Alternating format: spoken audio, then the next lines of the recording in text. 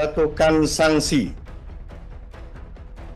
pemberhentian tetap kepada Teradu Hasyim Asy'ari. Saya mengucapkan alhamdulillah dan saya mengucapkan terima kasih kepada DKPP yang telah membebaskan saya dari tugas-tugas berat sebagai anggota KPU yang menyelenggarakan ini. Innalillahi wa inna ilaihi raji'un. Dan bismillahirrahmanirrahim. Teman-teman anggota KPU tadi secara bulat memberikan mandat kepercayaan ke saya untuk menjadi pelaksana tugas Ketua KPU Republik Indonesia. Pemecatan Hasyim Asy'ari dari Ketua dan anggota KPU RI masih jadi perbincangan di publik. Bukan kali pertama bertindak tak sesuai etik, Hasyim tercatat sudah 5 kali melanggar etik selama menjabat. Di sisi lain, DPR punya tugas menyeleksi dan meloloskan calon komisioner KPU. Apakah benar DPR tak cermat saat meloloskan figur? Lalu bagaimana suasana di internal KPU usai pemecatan Hasyim? Inilah liputan Amtalk, saya Rino Reksa, saudara, dan untuk mendiskusikan tema kita pada kesempatan kali ini, di studio SCTV sudah hadir Komisioner KPU RI, Betty Epsilon Idrus. Bu Betty, apa kabar? Sehat, Mas Reno. Terima kasih sudah hadir di studio SCTV. Terima kasih, sama-sama. Dan juga kalau di saluran Zoom, kita sudah terhubung dengan peneliti Perludem, Kahfi Adlan Hafidz. Mas Kahfi, apa kabar? Apa kabar, Mas Reno? Baik, alhamdulillah. Alhamdulillah. Dan kami juga masih menunggu Ketua Komisi 2 DPR RI Ahmad Doli Kurnia untuk bisa bergabung di diskusi kita pada kesempatan kali ini. Saya mungkin akan ke Bu Betty terlebih dahulu. Bu Betty, pasca putusan DKPP ya, tanggal 3 Juli, gimana sih suasana di internal KPU gitu? Khususnya yang dituju, 6 komisioner berarti sekarang ya? Tentu tidak ada dari kami yang mengharapkan kondisi ini terjadi. Karena selama ini hubungan kerjasama, koordinasi itu selalu baik di antara kami bertujuh dengan satu lagi Pak Sekjen dan tim kesekjenan. Dan situasi ini harus kami jalani, life must go on. Jadi pekerjaan-pekerjaan terkait dengan apa-apa saja yang harus dilakukan selaku tugas dan fungsi kami sebagai anggota KPU Republik Indonesia harus tetap jalan, Mas Reno. Berarti suasananya oke, meski ini tadi dibilang tidak diharapkan situasi seperti ini. Berarti situasinya di dalam sekarang masih oke, life must go, tapi di dalam masih ada kayak yang aduh kok sampai begini gitu. Ya, gimana Bu Betty? Sebenarnya kan baru kejadian ya Mas. Jadi itu situasi itu masih masih penyesuaian tentu, dan kami diberi waktu oleh peraturan KPU Pasal 72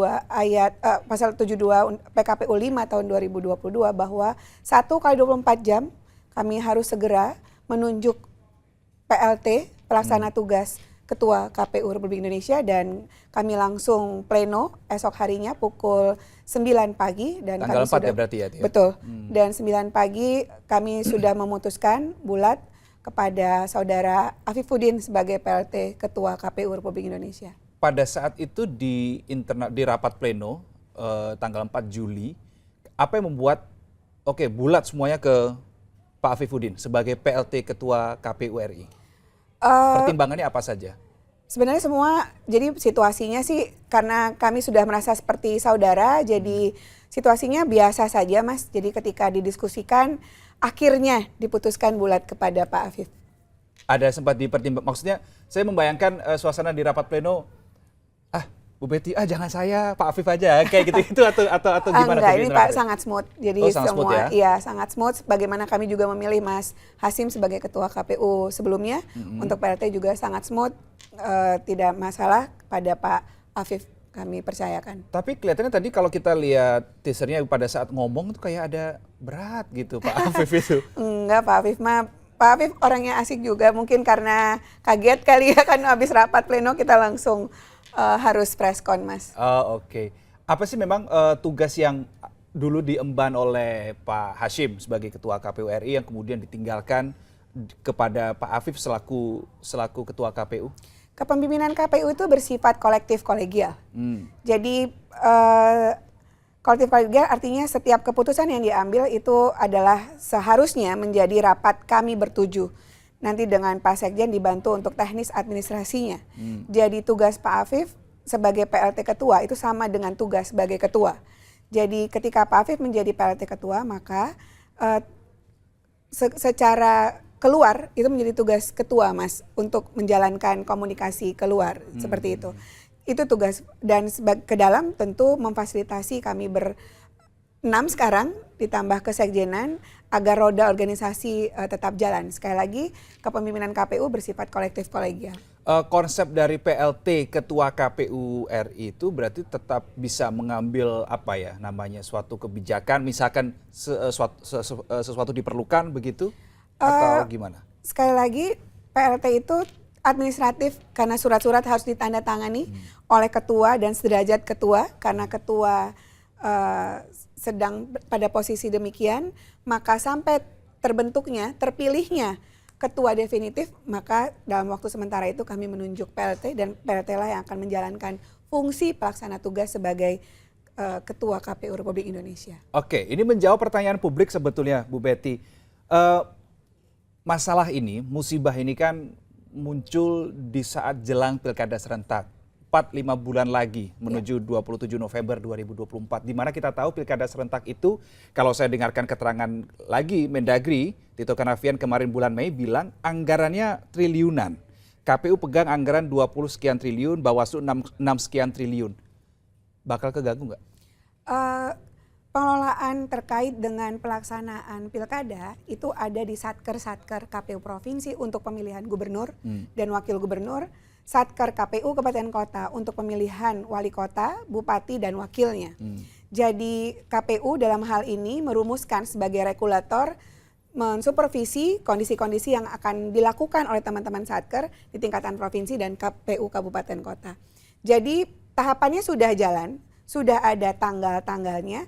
PR kami masih ada, berkoordinasi dengan pemerintah dalam hal ini, lalu kemudian berkoordinasi dengan DPR RI dan koordinasi dengan pihak-pihak lain, sehingga Satker-Satker di KPU Provinsi, KPU Kabupaten Kota itu punya satu langkah bersama untuk pilkada tahun 2024. Nah, ini kan memang yang melaksanakan pada saat 27 November nanti kan yang KPU-KPU yang di daerah, provinsi, kabupaten, kota. Betul.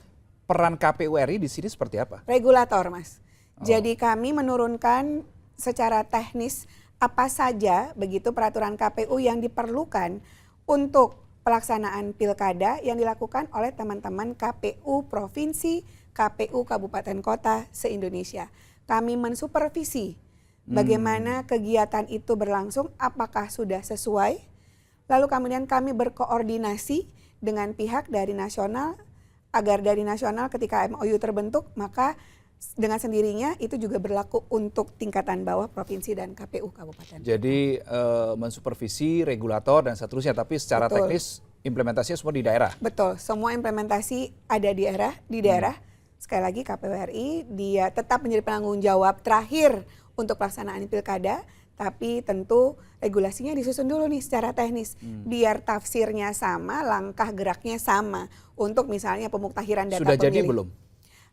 Beberapa peraturan KPU sudah selesai, misalnya saya membidangi data dan teknologi informasi, maka terkait dengan pendataan pemilih menjadi core bisnisnya Kadif Datin. Oleh karena itu PKPU-nya sudah jadi, Juknisnya sudah jadi, lalu kemudian kita tinggal supervisi nih, teman-teman sudah sejauh apa coklitnya dilakukan, apa kendalanya, nanti kita yang akan cari solusi melalui kebijakan apa yang akan diambil sehingga semua langkah menjadi sama di daerah. Oke, baik. Saya mau cek dulu apakah Bang Doli sudah join di diskusi kita? Masih belum ada. Baik, kami masih menunggu ya. Ketua Komisi 2 Ahmad Doli Kurnia untuk bergabung bersama kami berdiskusi terkait dengan tema kita pada kesempatan kali ini. Saya akan ke peneliti Perludem Mas Kavi Adnan Hafidz. Tapi Mas Kavi, sebelum saya ajukan pertanyaan untuk Anda, saya ajak Mas Kavi dan juga Bu Betty untuk melihat infografis terkait dengan pelanggaran etik yang pernah dilakukan oleh Hasyim Asyari selama menjabat. Kita lihat bersama. Bisa tolong ditampilkan teman-teman? Ya, ini adalah pelanggaran Hasyim Asyari selama jabat Ketua KPU. Memang ada 5 total dalam rentang waktu putusannya 2023 hingga 2024.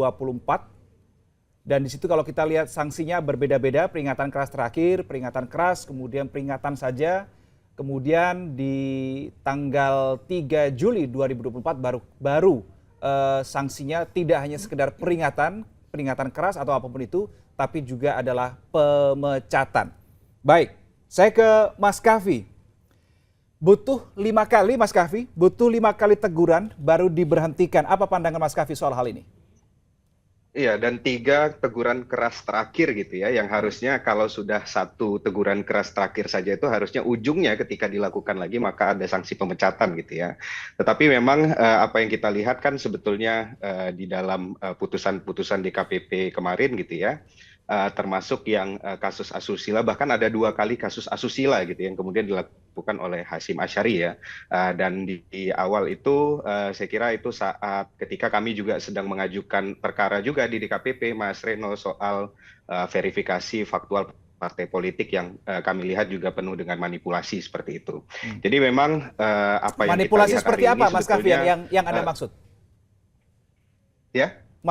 Tadi Anda mengatakan yang sifatnya manipulasi. Manipulasinya seperti apa?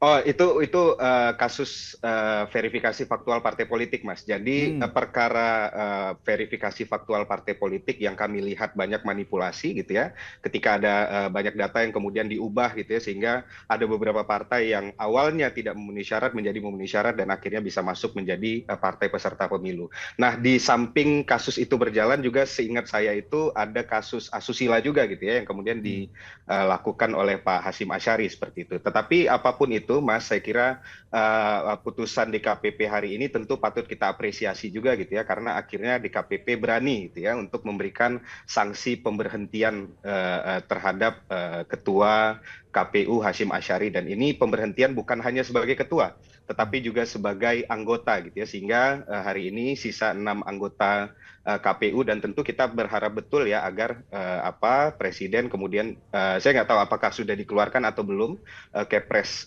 soal pemberhentian Pak Hasyim gitu ya, dan ketika itu sudah selesai maka DPR harus segera mempercepat ya proses untuk melakukan pergantian antar waktu seperti itu, sehingga ada ketua atau ada anggota KPU yang baru, serta kemudian setelah ini bisa dibahas juga siapa ketua KPU definitif yang akan menjabat untuk kemudian bisa betul-betul bersiap ya menghadapi Pilkada 2024 mendatang. Kalau pandangan dari Mas Kavi, peneliti Perludem, dalam menyongsong Pilkada 2024 anggarannya triliunan rupiah di 508 kabupaten kota, 37 provinsi begitu, perlu didefinitifkan tidak atau cukup PLT untuk jabatan ketua KPU? Saya kira perlu ya, Mas Reno ya. Saya kira sangat perlu ya ketika kemudian ketua KPU ini bisa definitif seperti itu, karena memang harus menjadi satu jabatan yang tetap. Karena gini, Mas, saya kira walaupun tadi mungkin sudah disampaikan juga oleh Bu Betty bahwa KPU RI gitu ya sebagai tingkatan paling atas dari level KPU seperti itu, karena ada KPU provinsi dan juga kabupaten kota gitu ya. Memang sifatnya dalam penyelenggaraan pilkada ini adalah regulator. Tetapi saya kira juga yang menjadi penting adalah bahwa ini kan pilkada serentak gitu ya. Artinya KPU RI juga harus melakukan koordinasi yang tepat gitu ya terhadap KPU provinsi, kabupaten kota dan lain sebagainya, terutama dalam urusan-urusan seperti misalnya data pemilih dan lain sebagainya. Kemudian selain itu yang kita juga belum lihat adalah soal peraturan KPU, Mas Reno, karena biasanya ketika mau menghadapi penyelenggaraan pilkada, apalagi pilkada serentak, dan hari ini kan pilkada paling besar di Indonesia gitu ya 2024 ini, karena sebelumnya 2020, 2017 dan seterusnya itu memang serentak tetapi parsial, hanya di beberapa daerah saja. Hari ini di semua daerah, sehingga membutuhkan peraturan yang memang bisa betul-betul menjamin kepastian hukum, prinsip kepastian hukum di dalam pemilu seperti itu. Sehingga kalau kita lihat hari ini ada beberapa tahapan yang memang belum memiliki peraturan KPU yang baru untuk penyelenggaraan pilkada. Nah, ini juga harus betul-betul dipastikan apakah kemudian akan mengikuti peraturan KPU yang lama yang untuk pilkada 2020 atau memang akan dibuatkan yang baru seperti itu. Tentu ada banyak sekali catatan reflektif gitu ya pada pilkada 2020 kemarin, termasuk juga pemilu 2024. Sehingga saya kira ini penting untuk difikirkan, dan apalagi yang hari ini jadi PLT kan Pak Muhammad Afifuddin gitu ya, yang kalau saya tidak salah juga merupakan ketua divisi hukum ya Bu Betty ya, yang mana memang dalam proses melakukan drafting dan lain sebagainya untuk peraturan KPU itu akan ada di divisi hukum seperti itu yang memang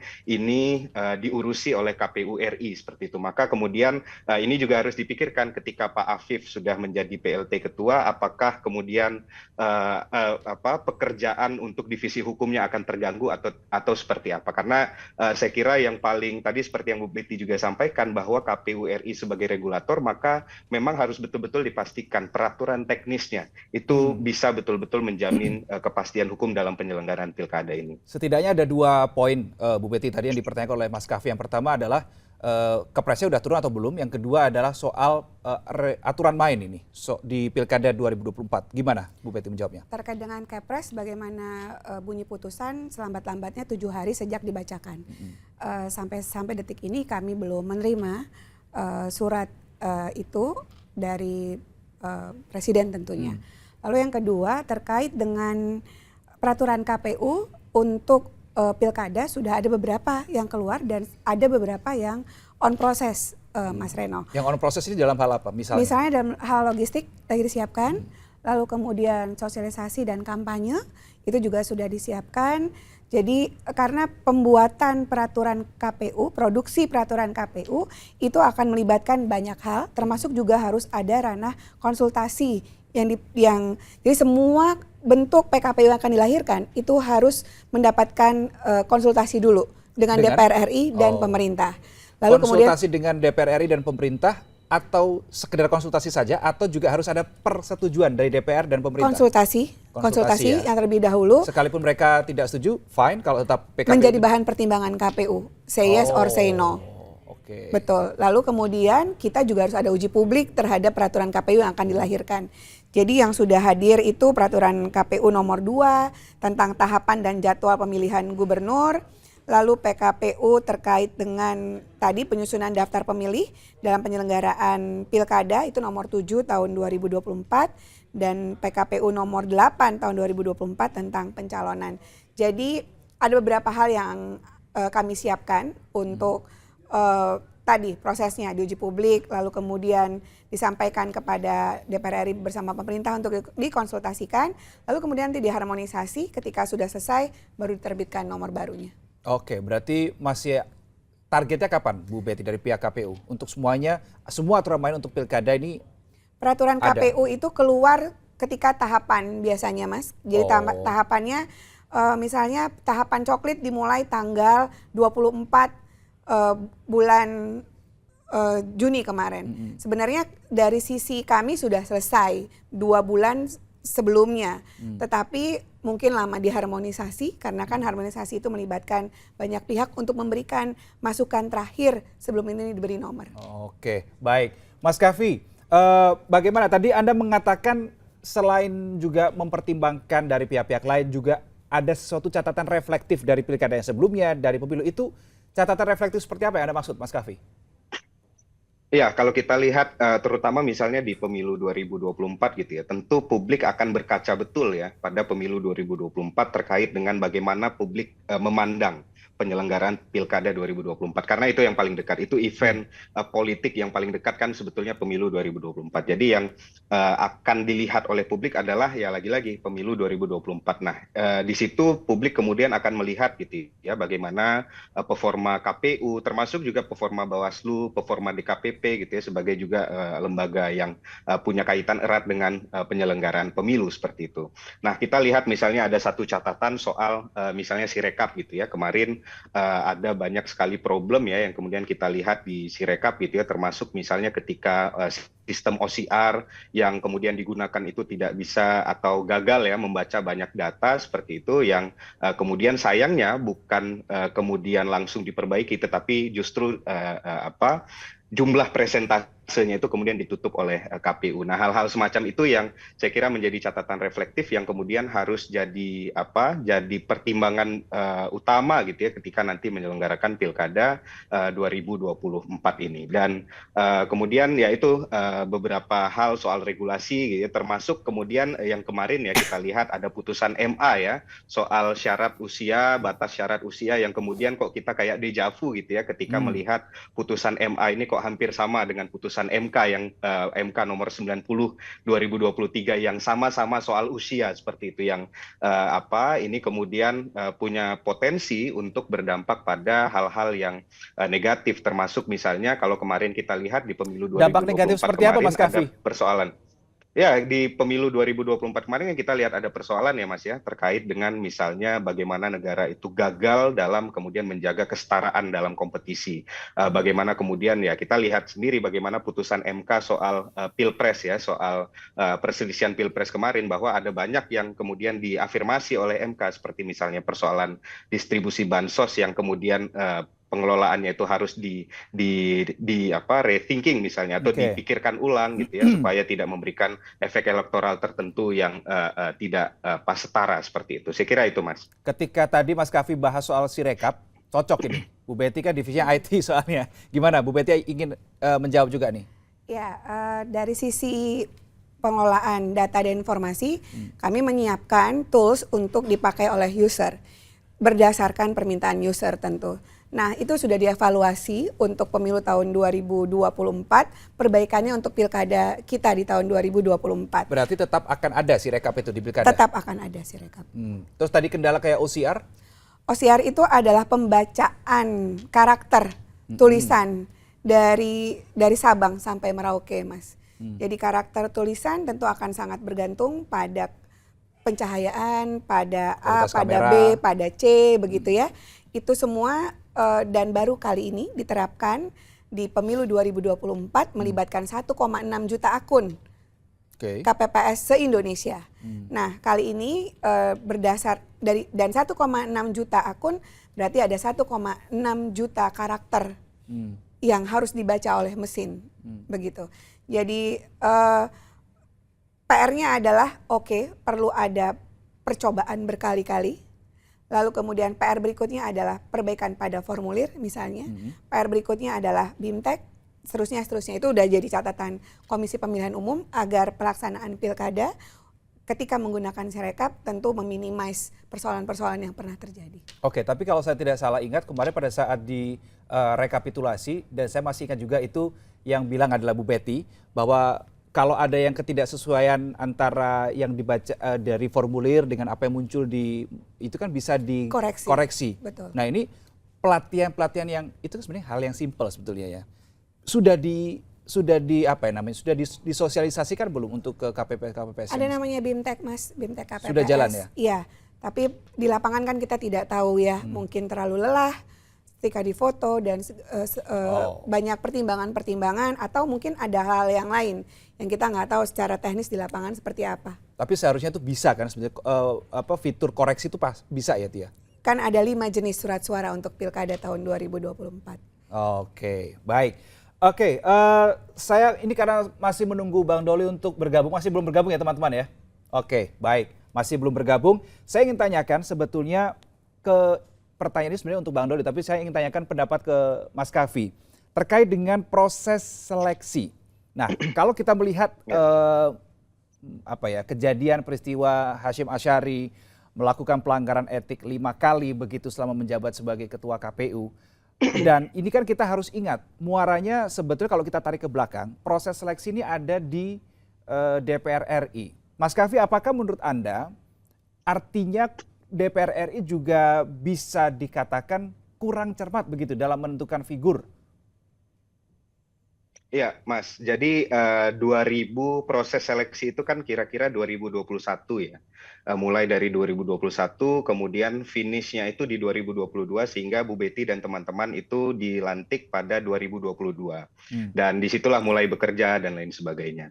Nah, kami Perludem ya bersama beberapa teman-teman masyarakat sipil lainnya yang memang concern pada isu-isu pemilu gitu ya. Kita kemudian melakukan pemantauan juga, Mas, terhadap proses seleksi anggota KPU dan Bawaslu pada saat itu, yang memang kita temukan masalahnya bahkan bukan mulainya itu bukan di DPR justru, walaupun tentu di DPR ada masalah, tetapi mulainya itu bahkan bukan di DPR, tetapi ketika ada proses seleksi yang dilakukan oleh tim sel. Dan bahkan juga kita lihat gitu ya, ketika ketika misalnya anggota-anggota Timsel itu juga yang kemudian dipilih oleh Presiden Joko Widodo gitu ya, itu tidak sesuai dengan rambu-rambu yang kemudian sudah ditentukan di dalam undang-undang seperti itu, dalam Undang-Undang 717 tentang pemilu, di mana misalnya tim seleksinya itu harus memenuhi 30% keterwakilan perempuan, kemudian ada unsur masyarakat sipil, kemudian unsur pemerintah dan akademisi yang itu juga tidak terlalu dipenuhi seperti itu. Jadi prosesnya di situ sudah banyak problem gitu ya. Kemudian di dalam proses seleksinya sendiri yang dilakukan oleh Timsel juga harusnya kan sebetulnya sistem ini bisa, walaupun mungkin kita tentu bisa pahami bahwa ada proses politik di DPR gitu ya, tetapi ketika misalnya yang diseleksi atau saringan seleksinya itu baik, yang dilakukan oleh Timsel misalnya itu baik, maka orang-orang yang bermasalah itu tidak akan lolos ke dalam proses fit and proper test yang dilakukan oleh DPR. Kemudian juga di proses yang ada di DPR, misalnya kan kita tentu ingat betul ya, ada kasus broadcast gitu ya, broadcast nama-nama calon anggota KPU dan Bawaslu gitu ya di aplikasi WhatsApp pada saat itu, yang mana ini ternyata walaupun sudah dibantah gitu ya, tetapi memang apa yang kemudian keluar itu adalah nama-nama yang memang ada beberapa nama yang ada di broadcast itu. Jadi saya nggak tahu apakah ini ada semacam titipan atau kemudian ada proses politik yang lebih panjang di belakang, saya nggak tahu. Tetapi memang dari kasus ini sebetulnya kita harus belajar, Mas. Saya kira kita harus belajar ya bahwa kita harus betul-betul memikirkan siapa anggota KPU dan Bawaslu kita ke depan gitu ya, karena ini menjadi penting karena KPU dan Bawaslu ini lembaga yang sangat krusial gitu ya dalam menjaga demokrasi kita, sehingga ketika misalnya ada orang-orang yang memang punya problem etik, punya problem moral, kemudian lolos menjadi anggota KPU ataupun anggota Bawaslu, maka ya bagaimana kita harapkan mereka untuk bisa kemudian menjaga demokrasi kita dalam proses penyelenggaraan pemilu pun maupun pilkada, seperti itu. Baik, dan sekarang sudah bergabung Ketua Komisi 2 DPR RI, Ahmad Doli Kurnia. Bang Doli, bisa mendengar suara saya? Ya, mana Mas? Baik, terima kasih. Bang Doli sudah bergabung. Di studio ada Bu Betty Epsilon Idrus dan tadi juga ada peneliti Perludem, Kavi Adlan Hafiz. Mas Doli, kalau dalam konteks kita ini kejadiannya terkait dengan peristiwa Hasyim Asyari begitu ya. Dalam konteks komisioner KPU, apakah DPR RI itu dalam hal ini khususnya mungkin Komisi 2 hanya terbatas untuk melakukan fit and proper test terhadap para kandidat yang lolos dari Timsel atau juga ada peran pengawasannya juga, Bang Doli? Iya, kita kan sebetulnya melakukan proses seleksi itu juga sudah sangat ketat dan selektif ya. Itu kan dimulai dari terbentuknya Timsel, kemudian Timsel menseleksi ratusan orang lah ya waktu itu, dan kemudian lolos berapa jumlah besar kali 7 gitu, sampai kemudian ke 28 dan kemudian kita putuskan ada 14 gitu. Nah, jadi sebetulnya dari sisi prosesnya kita sudah sebagaimana semaksimal mungkin untuk bagaimana mencari yang terbaik ya. Dan itu kan sebetulnya kita bisa melihat sampai sejauh ini kan kalau dilihat dari proses kemarin di pemilu ya, baik Pilpres dan Pileg, dari segi teknis kepemiluan, ya, pemahaman regulasi, kemudian kepemimpinan, saya kira kan selama ini bisa berjalan dengan baik, ya, dan itu bisa terbukti bahwa pemilu kita kemarin bisa kita sebutkan dari segi penyelenggaraannya, semua proses tahapan-tahapan dari perencanaan yang sudah ditetapkan itu kan semuanya berjalan sesuai dengan rencana, gitu loh. Nah, tinggal sekarang ini kan kasus Hasyim Asyari ini soalnya kan persoalan personal ya, soal etik gitu. Nah mungkin kalaupun mau dievaluasi ya ke depan, mungkin harus ada juga faktor atau variabel yang memberikan parameter terhadap calon-calon KPU yang nanti akan dipilih itu dari sisi penilaian integritas, ya, kemudian aspek moral, ya, dan seterusnya gitu. Nah, jadi menurut saya hal-hal itu belum ada, Bang Doli, di fit and proper test kemarin. Ya, kalaupun ada kan ternyata kena juga nih sekarang kan kira-kira begitu, ya. Jadi menurut saya kita sih nggak usah lihat ke belakang lah ya. Semuanya sudah selesai, apalagi mau saling menyalahkan ini kurang cermat, misalnya kurang ini DPR kurang itu gitu loh. Nah kalau kita menilai kalau dari segi penyelenggaraan pemilunya kan kemarin juga cukup berhasil. Dan kalau kita menghadapi pilkada sekarang semuanya ongoing jalan gitu. Tetapi kan kita nggak bisa juga tidak bisa juga kemudian mengontrol sikap pribadi orang per orang kan akhirnya ya, yang menyangkut soal perilaku kemudian tindakan. Walaupun kami di Komisi 2 ya itu udah berkali-kali kalau mau dicek rekodnya ada tuh rapat-rapat dengan pendapat begitu kami sangat sering memberikan masukan bahkan teguran keras ya terhadap seluruh anggota atau pimpinan KPU, bukan hanya di KPU RI, ya, agar mereka berhati-hati, ya, menjaga institusi ini secara baik dengan menjaga dirinya. Karena kan kami juga.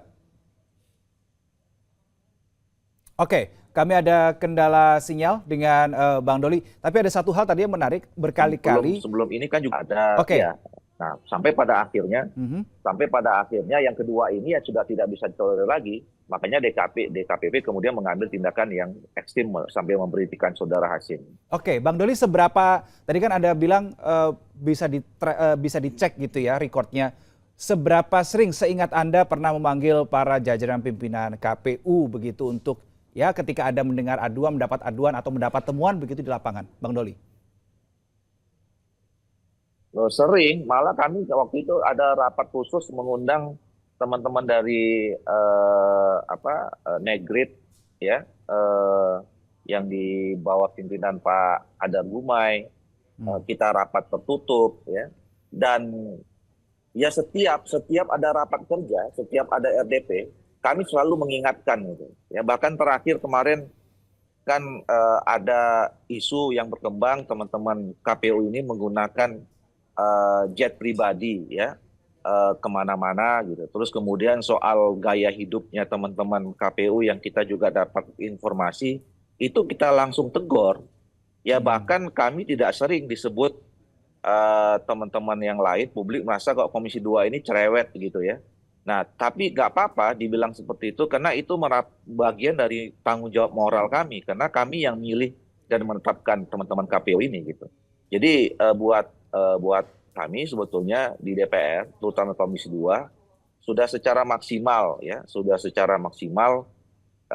berupaya untuk bagaimana supaya teman-teman yang penyelenggara ini bisa bekerja sesuai dengan standar-standar, baik itu standar teknis kepemiluan maupun juga standar perilaku ya, yang memang kalau misalnya kami mendengarkan ada informasi-informasi yang kurang baik, itu kami konfirmasi dulu. Nah kalau kemudian memang itu terindikasi benar, kami menyampaikan teguran. Oke, baik. Tadi Mas Kavi sempat menyinggung soal dalam proses penyaringan, penilaian, seleksi dan sampai meloloskan ini. Tadi sempat disinggung ada Mas Kavi bilang mungkin proses politik yang lebih panjang. Nah saya juga punya ada kutipan nih Bang Doli, Bu Betty dan juga Mas Kavi soal apa yang disampaikan oleh anggota Komisi 2 DPR RI, Mardhani Alisera. Kita mungkin sambil diputar aja teman-teman, gak apa. Sambil kita baca bersama. Jadi Bang Mardhani bilang Komisi 2 untuk lebih berhati-hati dalam memilih komisioner. Jangan lagi terlalu sibuk, ini jalur saya. Jangan. Pilih yang integritas dan kapasitas. Bang Doli, ingin ada komentar terkait dengan pernyataan Bang Mardhani ini? Ya Pak Mardhani kan waktu itu ikut juga yang menseleksi 7 ini. Kan beliau juga anggota Komisi 2. Dan kita sama-sama ke waktu itu berusaha untuk mencari teman-teman yang terbaik ya.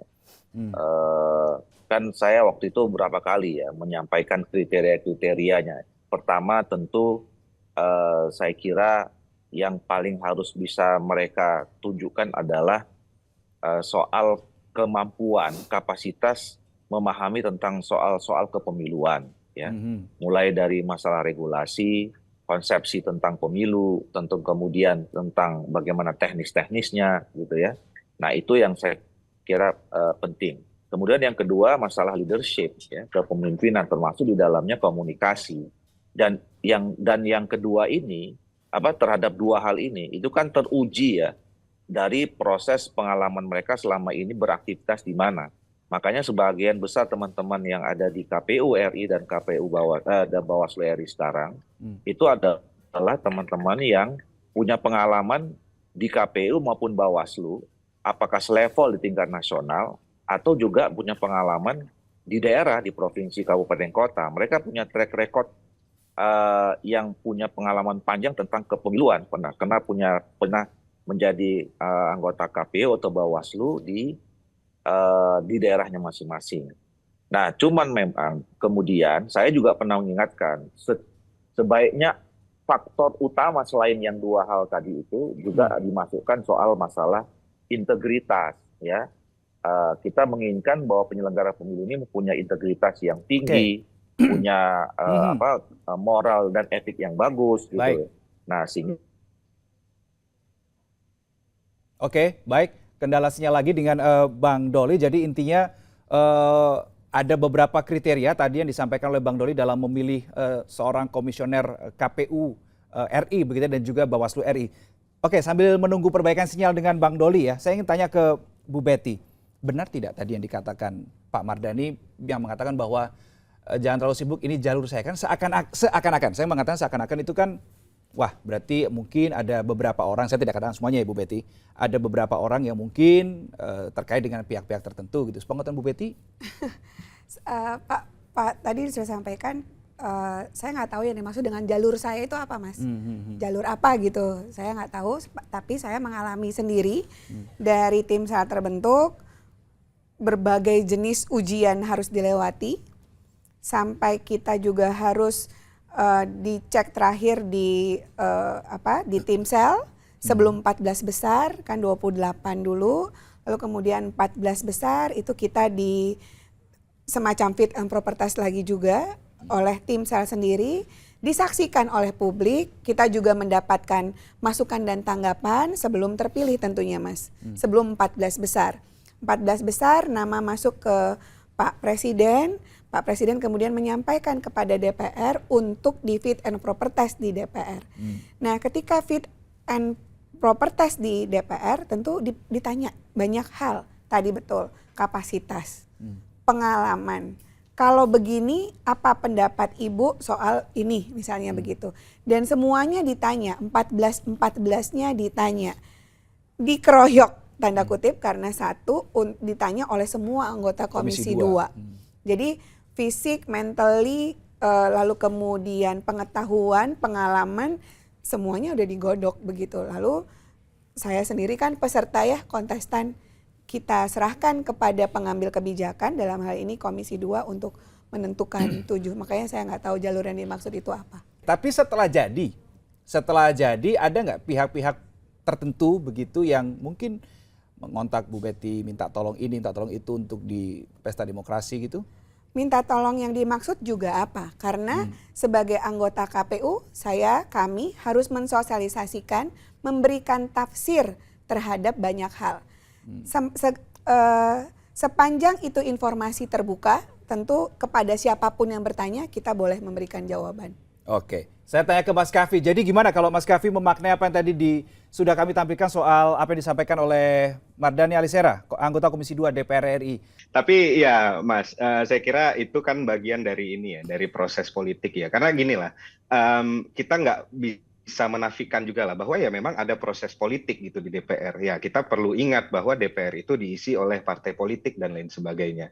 Tetapi ini kan mekanisme yang kemudian diperkenalkan dan bukan hanya dimiliki oleh Indonesia gitu, bahkan negara-negara lain juga ketika memilih anggota KPU-nya ya misalnya melalui DPR, dan bukan hanya KPU tetapi juga lembaga-lembaga sampiran negara lainnya atau state auxiliary institution lainnya seperti itu pasti melibatkan DPR karena mau tidak mau ya DPR adalah representasi dari rakyat seperti itu. Apakah kemudian jalur ya atau ini jalur saya atau seperti apa ya seperti yang dimaksudkan oleh Pak Mardhani gitu ya. Saya kira ini tergantung kita melihat dalam perspektif seperti apa gitu ya dalam konteks politiknya. Apakah kemudian ini dilihat sebagai hanya politik praktis pragmatis gitu ya, atau memang ada misalnya pemahaman semacam ada ideologi tertentu misalnya atau semangat tertentu gitu ya, atau platform tertentu yang memang ini bukan lagi dalam ranah yang pragmatis seperti itu. Jadi untuk bahwa proses politiknya ada, tetapi untuk apakah itu proses politik praktis dan lain sebagainya itu tentu yang bisa menjawab ya anggota DPR seperti itu. Tapi Perludem pernah ada temuan tidak soal hal itu, Mas Kavi?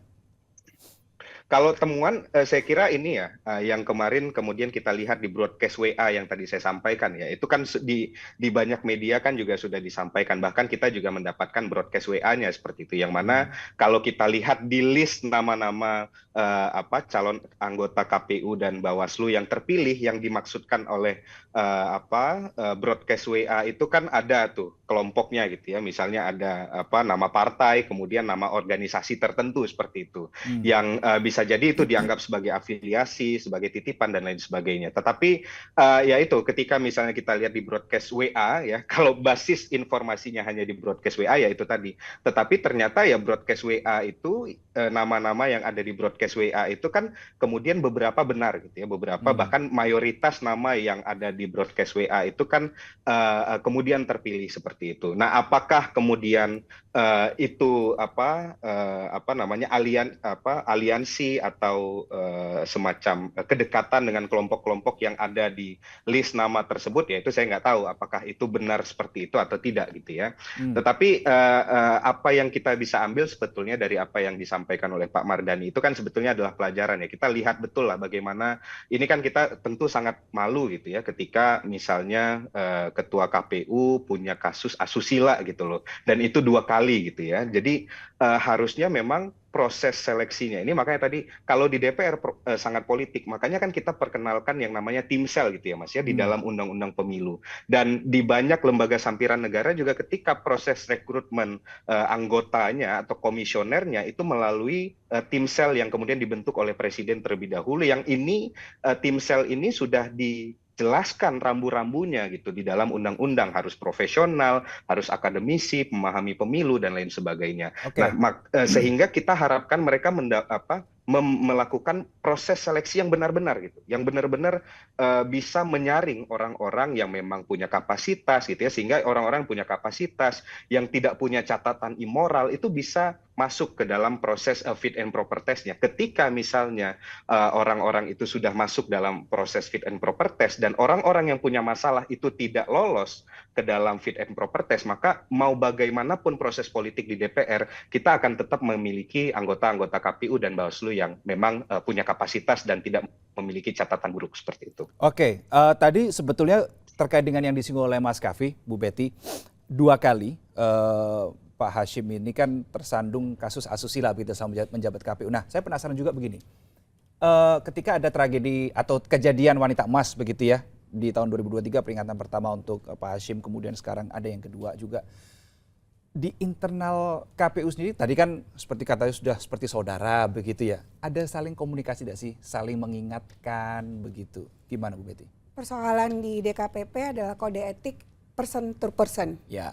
Jadi kalau persoalan ini kena ke saya misalnya secara pribadi, itu secara pribadi begitu ya. Kalau soal terkait dengan persoalannya Pak Hasyim tadi sebagaimana sudah sampaikan, itu menjadi personalnya Pak Hasyim, Mas. Jadi tidak ada. Dan kita semua orang dewasa tentu ya. Jadi kita kembalikan ke diri kita saja.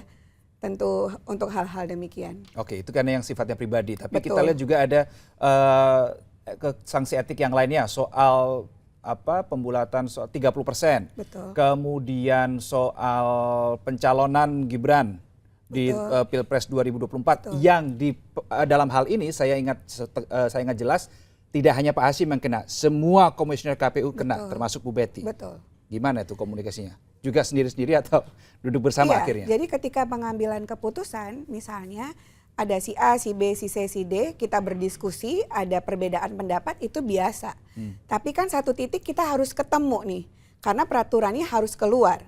Jadi kalau kemudian saya berbeda pendapat atau mungkin saya sama pendapatnya, tentu itu hal yang biasa. Ketika itu menjadi produk hukum yang disebut dengan peraturan KPU, tentu kami semua harus bertanda tangan, Mas, karena ini harus diimplementasikan dalam bentuk tahapan dan jadwal yang berjalan. Sekalipun misalkan Bu Betty misalkan terhadap aturan itu tidak setuju. Bisa jadi saya tidak setuju, saya menyampaikan ini catatan saya, bisa jadi. Oh, Bisa jadi oke. juga terjadi ke pihak yang lain, misalnya Pak Afif nggak setuju, boleh menyampaikan secara terbuka dalam rapat pleno, karena rapat pleno itu kita sama, posisi kita sama, untuk kemudian menyampaikan pendapatnya, ini pendapat saya, ini pendapatnya Bapak, lalu kemudian kita komunikasikan mana timbangannya begitu ya, sesuai dengan kaidah hukumnya seperti apa, semuanya kita bicarakan. Oke, baik. Karena waktu kita juga terbatas, Bang Doli masih dengan kami? Oke, baik. Sudah meninggalkan forum. Jadi terakhir begitu ya, saya ingin ke Mas Kavi. Tadi Bang Doli sebenarnya sudah menyinggung perlu dipikirkan lagi penambahan variabel soal integritas dan seterusnya. Mas Kavi setuju dengan apa yang disampaikan oleh Bang Doli supaya bisa lebih memfilter lagi untuk kedepannya? Ya, artinya kalau seperti itu seleksi soal integritas itu tidak hanya diletakkan pada timsel gitu ya, tetapi juga diletakkan ketika misalnya ada proses fit and proper test di DPR seperti itu. Nah, tapi memang kita lihat betul ya bahwa apapun memang ditanyakan gitu ya. Betul tadi yang seperti Bu Betty sampaikan, karena kami juga melakukan pemantauan gitu ya ketika proses seleksi seperti itu. Jadi terutama ketika seleksi wawancara gitu ya, setelah CAT itu kan kemudian proses wawancara, dan mana di proses wawancara inilah sebetulnya kita bisa menangkap ini orang memiliki integritas atau enggak. Ini orang memiliki komitmen untuk tetap mengikuti peraturan perundang-undangan dan etika atau tidak, seperti itu. Jadi itu memang terlihat betul gitu ketika proses wawancara. Walaupun kemudian yang misalnya yang diseleksi atau proses seleksinya gitu ya setelah wawancara, penilaiannya itu kan tidak di masyarakat sipil gitu ya, tapi penilaiannya itu ya hanya di tim seleksi seperti itu. Jadi tim seleksi yang memang menilai itu semua gitu. Walaupun memang ya ada masukan catatan dari masyarakat sipil. Nah, sebetulnya saya kira yang paling penting adalah kita harus betul-betul punya komitmen dulu nih untuk misalnya memiliki tim seleksi yang memang memang berintegritas juga gitu. Jadi ketika tim seleksinya berintegritas, maka standar moralnya, standar integritasnya itu tinggi. Sehingga ketika dia melakukan penilaian gitu ya, misalnya ketika dia melakukan penilaian pasca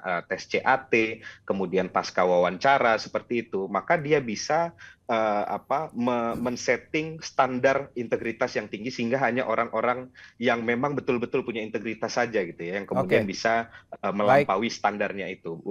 Seperti itu gitu. Dan kita juga berharap begitu ya, apa yang menjadi harapan kita semua bersama, demokrasi kita sehat begitu, penyelenggara sehat, masyarakatnya juga sehat tentunya. Bu Betty dan juga Mas Kavi, terima kasih sudah bergabung sama kami di Liputan 6 Talks. Dan tadi sebelumnya juga ada Ahmad Doli Kurnia, Ketua Komisi 2 DPR RI, juga sudah tersambung lewat saluran Zoom. Saudara, kita jumpa di isu lainnya pada minggu depan. Kita jeda dulu, kita pamit dulu. Saya Reno Reksa, salam SCTV. Bu Betty.